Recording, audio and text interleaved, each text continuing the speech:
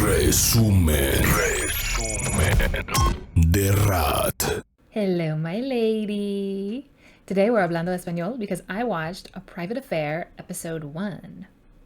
It's a Spanish language cozy mystery that takes place in 1940s Spain, and it's like a spiritual successor to Miss Fisher's murder mysteries. There are a lot of parallels between some of the dynamics and, just some of the character tropes in general, so it's really fun all around. Right off the bat, I will say that there's a bit of a mismatch between the intro to the show and the show itself.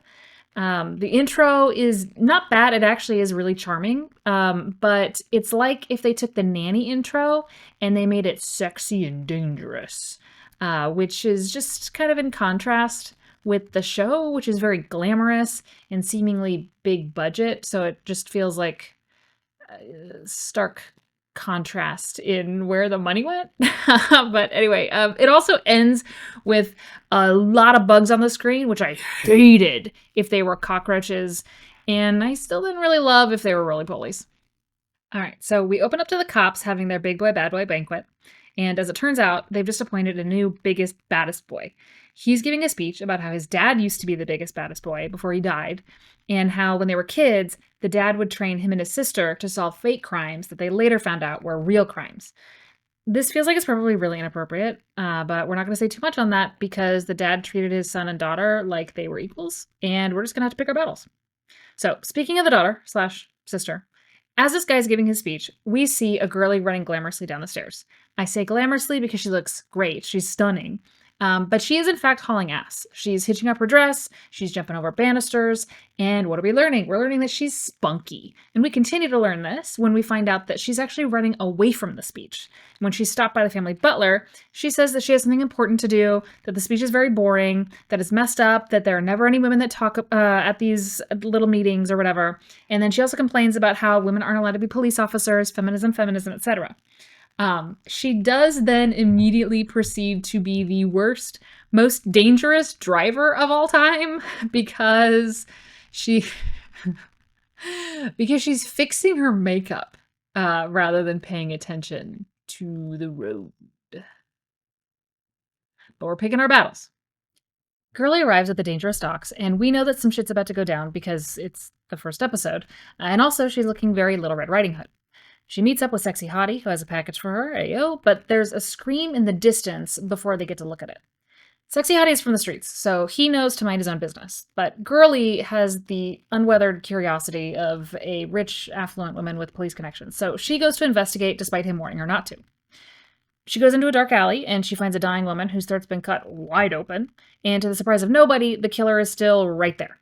And he starts attacking her with what looks like a fake knife from Spirit Halloween Superstore, but was probably actually a fake knife from Espiritu Halloween Supermercado. Now, he definitely starts off with the advantage, but she's able to get away by stabbing him with the pin that was holding up her Little Red Riding Hood cape. Cape falls, she gets away, and we get the symbolism that she's empowered now. She calls the police, but they don't believe her because she has a history of being too silly. But other people start calling about the body, and so they do eventually arrive. One of the detectives that arrives introduces what's going to be a problem for me in the recaps for this particular show, which is that the Venn diagram of the male beauty standard on the show and what seems to be my ideal type when it comes to men is pretty close to a circle. So I'm going to call this guy Sexy Detective, since we already have Sexy Hottie, and also since I don't want to have to call someone Sexy Cop. Sexy Detective and the brother arrive separately but at the same time, and you find out that Sexy Detective didn't attend the banquet because he was actually in the running to be the new biggest, baddest boy, and it was kind of a surprise that the brother got it instead. The brother says it's all good and that they're chill, but the establishing shot of Sexy Detective implies that he's probably not chill. Meanwhile, Girlie goes to collect her bloodstained pin and sees that there's also some fabric from the killer's clothes stuck to it. Her brother finds her and scolds her for bailing on the banquet, tells her that she doesn't really have much to add to their investigation about this killer, and then also finds her package at the docks, which turns out to have contraband crime magazines. This is how we find out that she's a Lomas CSI, but nobody cares about that since it's 1940s Spain. The family butler comes by to pick her up, and we find out that the reason he looks so familiar is because he's the same actor from that Leon movie that we've never actually seen because we haven't gotten around to it, and also because it has kind of a nefarious vibe. Once they get back to the house, Girlie gets scolded by her mom for leaving the event and for being so spunky. And the mom also tells her that she's arranged for a suitor to come by the next day and that she expects best behavior. Now, the mom sounds like a real ballbuster, but we actually kind of love her because there's this gag of her absolutely pounding shots of hard liquor and then acting completely scandalized when Girly takes a single shot. Alcoholism can be funny and endearing when it's rich people, I guess. I don't know. I don't make the rules. Girly goes upstairs and is kind of a sad sack for a while and then gets nostalgic about studying crime with her father and brother in a way that emboldens her to keep trying to solve the murder. The next morning, she wears a very long silk gown that trails behind her as she walks across her very green grassy lawn. She starts doing target practice with her father's old pistol by shooting beautiful and intricate glass bottles, and she's an absolutely terrible shot because one, she's inexperienced, and two, she's prioritizing looking cool over the stability of her form. She does hit one of the bottles eventually, at which point she triumphantly looks at the camera and then immediately moves on to the next thing. The next thing turns out to be showing the family butler that she cleaned the attic and made an investigation station with a bunch of her father's old stuff. The butler tries to discourage her from continuing the investigation, but she actually tricks him into helping by showing him the fabric that was left on the bloody pin and saying that she wants a dress made out of it. As it turns out, it's a tricolor jacquard fabric that's so fancy you can only get it at one place because this is the 1940s. Girly and the butler go to that one place and pretend to be a married couple looking to buy the husband a jacket. Side note, Girly and the butler have a very paternal familial vibe, and he is much older than her. They just pretended to be a married couple because the store clerk assumed that they were father-daughter, and Girly is spunky, by the way. They find out that the jacket has actually been super popular, such that it's basically a dead end. As they're driving back home, Girly is lamenting not having a lead anymore, but she can tell by Butler's reaction that he knows something that he's not telling her. She puts the pressure on, and eventually he confesses that on the night of the murder, he overheard that the killer had carved a symbol into the body as some kind of calling card. With that, she decides that they need to sneak into the morgue to see what the symbol was. They do some shenanigans, and Girly is able to sneak in on like a gurney or whatever. But she knocks down a bunch of shit as she's looking at the first body, which turns out to be fine because she's able to leisurely investigate two more bodies before the cops suddenly rush in to stop her. Editing rat here. Okay, I forgot to mention it, but the symbol that's carved on all these bodies is a fleur-de-lis. She gets detained, but in like a casual way because they all know her. And she ends up meeting the detective that's working the case. So here are some important things to note about this guy. One, he's definitely not as sexy as Sexy Detective. However, he does have a really big nose. So I could still root for him as a romantic interest, but I think he also needs to have a fun personality. Two, he's new to the force, so he really does not want to get mixed up with her and her silly reputation. And three, she was the top student in the last class her father taught before he died. So she's able to kind of manipulate him by talking about how the two of them are both his top students. Girly starts pressuring him to tell her stuff about the investigation, and he refuses to, but then she corners him by saying that the public hasn't been told that this is a serial killer situation and that the women should be warned. He says that they're just prostitutes, and she gets him with are prostitutes not women? And he immediately folds because he realizes he just sounded so stupid. Meanwhile, I realize that maybe I can't root for him as a romantic interest. I mean, calling them prostitutes is whatever since it's 1940s times, but to not care about women's safety unless they meet your moral standard is not very endearing to me as a viewer in now times. Also, I don't know if they're trying to set him up as a romantic interest, but she does really ham up her flirtation with him to try and get him on her side. It's obviously not real, but it could be, and obviously not real in a way that sets up for it to be real as they get closer. The next part is at the investigation station in Girly's attic, where she goes over the information on the other murders that she got from Nose Detective. There were 3 total, and they were completely dissimilar people on different days in different places, so they decide to go investigate one of the crime scenes. And they actually end up having to sneak out of the house because the suitor that the mom arranged has just arrived. And the thing is, here's the thing. Okay, the thing is this.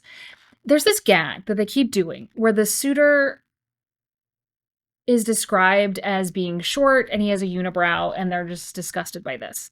The thing is, Girly's not tall, or at least, like, she still looks like she could be shorter than him if that's what she wants, and a unibrow is such an easy fix, but the bigger deal is that this guy is a huge fucking goober in a way that makes me think that the mother is straight up dumb. Her daughter is an ambitious, high fashion girly whose big problem is how spunky she is. And you have a shitload of money and you also have status. So I really don't understand why the mother would think that the best marriage candidate for the daughter would be some mega dork that the daughter would obviously shove into a locker if she could. I just, what are we doing here? Bring out the sexy detective. Don't waste my time. They get to the first crime scene, and this is where we really get to see that she's Senorita CSI. She starts talking about how the first crime scene is the most important because the killer hasn't refined their technique yet. And then she pulls out a little 1940s black light, and that was really cool and fun until they start showing a reenactment of the crime based on her deductions. Because, in fairness, they're showing the killer attacking this lady, and the shot is mostly obscured, both so that you can't see the killer's identity and also to obscure the violence of a lot of it. But frankly, even mostly in shadow, it was still pretty brutal. And like, it's a black lady, so I'm just watching this black lady get thumped on pretty excessively. I don't know. Maybe I'm too soft. I'm getting softer with age, but I didn't love that. Anyway, they find a little bug or something in the crevice of a wall that the killer hit during his altercation with the lady. So they grab that and then they run to the car, only to be shocked that there's somebody hiding in the backseat of the car. But it's fine. It turns out it's Nose Detective, so everything's cute. But I'm going to say that would haunt me forever. Because, yes, it was Nose Detective, but in the moments before you realize it's him, you are experiencing the shattered sense of safety that you have in your own car. So that's like a moment of fear and terror that I think would immediately embed itself very deep into my psyche. Girly is made of stronger stuff, so she bounces back pretty quick, but I don't know. That would fuck with me for life. It turns out that Nose Detective was watching them when he saw them take something from the crime scene, so he convinces Gurley to share the evidence by saying that they could use some fancy microscope down at the police station, and he is unfortunately kind of funny about it, which does kind of get me back in his corner, because I'm simple like that. They go to use the microscope, and brother, well, they are showing this bug in 4K, man. They're showing this bug real big, and you see all its legs, and they're looking like that. And why are they looking like that? The bug, it's much smaller than a cockroach, but it's got cockroachy legs. And it's got even more of them because it's like a millipede. Why are their legs like that, man? And then she touches its legs, and then she starts rubbing its leg bits between her fingers. And I don't know if it was the leg bits, but that's what it was in my mind. Gurley and Butler leave the police station, and she tells him that she secretly found out that the bug was a cochineal because her fingers turned red when she rubbed the leg bits, and her favorite coat is dyed red using the same bug. And this is where we need to take a quick detour, because, alright, as we see here, she's not just girly, she's high fashion girly. And I didn't mention it, but she did also order a bunch of overseas fashion magazines as part of the contraband shipment that she had ordered at the beginning of the episode. The reason I mention it now is because when they were at the modiste, there was a whole thing where she couldn't remember the word for the type of fabric they were looking for. And so she had to really goad the butler into saying the word again. And as a reminder, the word was jacquard, which is fancy, but basic so far as knowledge of fabrics goes. I didn't mention it because I don't think you have to know everything about something to like whatever that something is. But in what world does a high fashion girly know cochineal, but not know jacquard? What's going on here? What's the truth? All right, back to business. As luck would have it, there's only one factory that uses the red bugs to dye fabrics. So, of course, they go. And because it's the end of the episode, of course, they go at night. They start looking around the empty factory, and suddenly somebody starts firing at them. And it's an action scene in the factory, and she's chasing the killer with her gun, and he also has a gun. And he's always been in silhouette so far, but he has like the greasy, unkempt hair of the kind of cowboy bad guy in the Resident Evil game with the sexy giant woman. So they're chasing each other and shooting at each other. And what's infuriating is that at one point she's chasing him down a long, straight, narrow railing. And she is shooting at him the entire time. Just bam, bam, bam, bam, bam, bam, bam. And he is right in front of her. He can't go any way but forward. and she misses every single shot. Anyway, he is also shooting at her. The bullet, like, gets close to her foot, and so she twists her ankle, and the killer gets away. Her and the butler go home, and she sees a gift box on her bed. She smiles. She thinks, oh, maybe it's from the suitor or from the mom or whatever. I don't know. She just smiles. But she opens the envelope, and there's a note that says, curiosity killed the cat.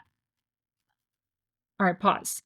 If you were just chased by a killer, and you also just barely missed getting shot by said killer because he fired at you so many times, and then you find a box with an envelope that says, curiosity killed the cat. Are you opening that box? Now, maybe it's different because she's living in a pre-Unabomber world, but she opened that box immediately. And thankfully, the only thing that was in there was a bloodstained fleur-de-lis image and a flower from the killer. And then the screen goes black. End of episode. Preguntas, comentarios, inquietudes. All right, a few things. One, why is the brother so unsupportive of his sister if he grew up with them being treated as equals? The father obviously would not have been okay with him treating his sister like an idiot, which he does. And he also, in the flashback, did that as a kid, and the father corrected him and told him he was being a little shithead. So why is this the dynamic that they've grown up with?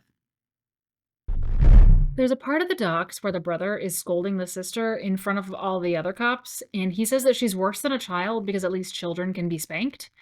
The sister then says, oh, I'm getting spanked. Good thing I wore my good lingerie.